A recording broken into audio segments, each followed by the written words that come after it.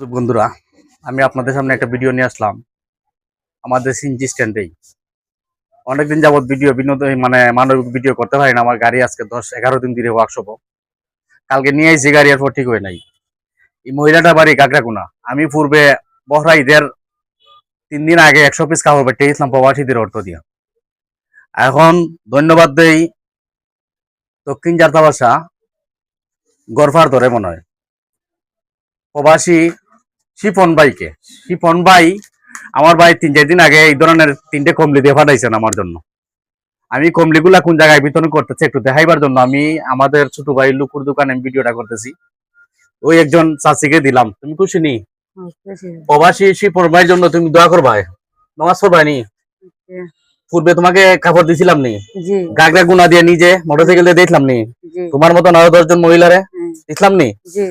এখন যে প্রবাসী তোমাকে কমপ্লেটা দিচ্ছে শিবন ভাইকে ধন্যবাদ। শিবন ভাই দোয়া করবা নি তার পরিবারের লাগি। তার পরিবার পক্ষ থেকে 70টা কমলি বাইচা দিছে, তবে আমার জন্য আলাদা 3টে দিছে। তো আমি 3টে কমলি কোন জায়গায় আমি দিতেছি এটা দেখাইবার জন্য আমি ভিডিও করছি। যদি পারেন আপনারা একটু শেয়ার করবেন। আসাদ একটু কথা বলবে ছোট ভাই। যে জিতু ভাই আসলে মানবিক কাজের জন্য অনেক শ্রম দেন। সবাই গরিব দুঃখী যারা যারা যার চৌকো পড়ে সবাই তাই দিন, তাই আপনারা একটু সাপোর্ট করতেন। আসসালামু আলাইকুম। ওকে।